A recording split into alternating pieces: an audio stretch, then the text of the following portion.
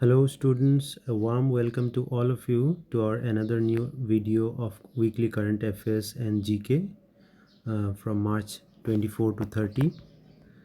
In the previous week, I haven't found any important news, but a handful of few ones. So I have mentioned here in this video all of them. So let's begin. So this is the first news. Here we can see that 14.37 lakh farmers of the state registered under PM Fasal Bima Yojana benefits being given. So this news is important because a scheme is here, a centrally sponsored scheme, which is PM Fasal Bima Yojana. We need to first learn what is Fasal Bima Yojana. I have mentioned in the infographic here. It is basically a Prime Minister's crop insurance scheme. It was launched in India in 2016. The scheme aims to support sustainable production in the agriculture sector by providing financial assistance to the farmers who obviously suffers crop loss or damage due to any unforeseen events. So this basically stabilize farmers' income and ensure their continued involvement in farming. Uh, what are the risks that are covered in this bima fasal bima yojana? Those are natural calamities, then destructions caused by any pests or disease, losses due to non-preventable risks, any localized calamities, and post harvest losses are included here. So I've summarized all of them here, and in this picture I have given the rates also.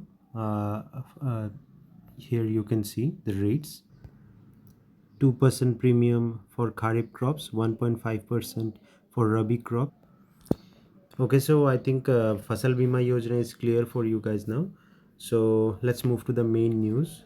The main news is altogether 14.37 lakh of farmers from all the districts and states that have registered under the Fasal Bima Yojana scheme has given the benefits.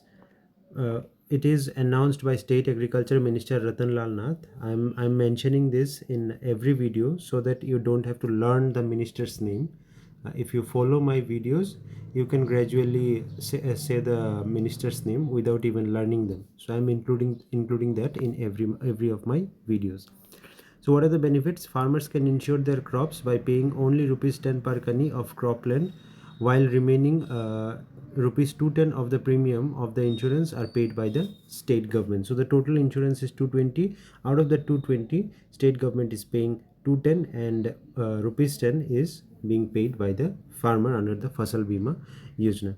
Again, for this purpose, the state government has so far incurred an expense of 32.75 crore for the year 2023-24 for paying up the premium of farmers, including subsidy. Now this subsidy of rupees 210, which is being paid by the minister, in that time period government has expended around 32.75 lakh of rupees for paying this subsidy. So this thing is a little bit important for us. So let's move on to the next news. This is an important news because it is a memorial prize, Manas De Burman Memorial Prize, and this is important because it is the first edition of it. In the picture, you can see he is Manas De Burman, an eminent writer. His demise was last year in 2024 in the month of November.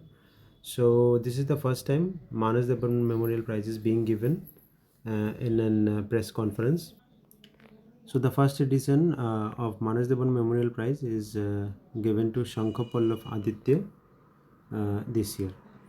So let's go to the next news. Next news, I have attached a tweet by our CM sir, Dr. Manik sir, and he has announced today that the Ministry of Finance has released rupees 240.5 crore to Tripura to achieve urban planning reforms. So what is that urban planning reforms? He has mentioned here: water supply and flood management, solar powered street lights and high mast lights, CCTV installations, water ATMs, and urban Anganwadi center and riverfront development. For these purposes, central government has given 240.5 crore to Dr. Manik Saha, that is to Tripura. So this is also an important information that we need to remember. Let's move on to the next news. Next is an event which is Tripura University hosts national conference on biological sciences showcasing innovations for sustainable. So from the headline we can see that the venue here is Tripura University, and the Department of Botany and Zoology at Tripura University, they have organized that. It is a 2-day national conference. It's a big conference. The theme is recent trends in biological sciences in northeastern and India 2025. Yesterday, this is the in this event, a total of 10 distinguished resource persons from different parts of the country delivered keynote and invited lectures, while more than 250 delegates from 10 states participated, presenting their research findings through oral and poster presentations in this conference. So this is important because other states also participated in it. Tripura University's Honorable Vice Chancellor, Professor Ganga Prasad, also addressed the gathering. So this also we need to remember. So let's go to the next news. It is also a simple news. We don't need to remember much because it's a one-liner news, which is 600 model ration shops are going to be set up in Tripura. And who announced this? It is announced by Shushanto Chaudhary, who is Minister of Food, Civil Supplies and Consumer Affairs Minister. He is given a little data also, which is the number of consumers covered under public distribution system in the state is currently 37.33 lakh. So that was it for the news, current affairs, which I find important for Tripura. Apart from that, a conference was also there with Reliance Group, but in that conference there was no memorandum of understanding or anything. So that's why I haven't included it here. So let's see what comes in the upcoming days. If anything important comes, I'll definitely include. So let's go to the next part, which is Tripura GK. So in this episode of this video, I'll cover two rivers again, like the previous one. This is Manu and Dhalai. So let's start with Manu.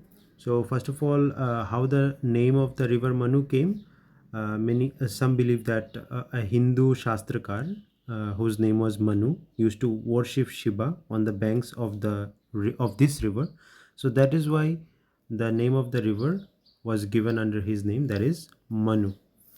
And Manu is also an Indo-Bangladesh transboundary river that originates below the Kahoship Chura, which is in the Shakhantang range. So we can see that Manu river is also originating from Shakhantang range. You also know that it is a north flowing river, and the length is 167 kilometer, which makes this as the longest river of Tripura. It has two tributaries such as Dev and Dhalai. Dev, the river, I have covered in the previous class, and in this class I am covering Dhalai. So let's see how it flows. It joins the river Kushiara in Maulavi Bazar district of Bangladesh in the Sylhet plain. The basin area is 1979 kilometer square, which is 18.86%, and annual river flow is 17,034,000 meter cube, which is 21.44%.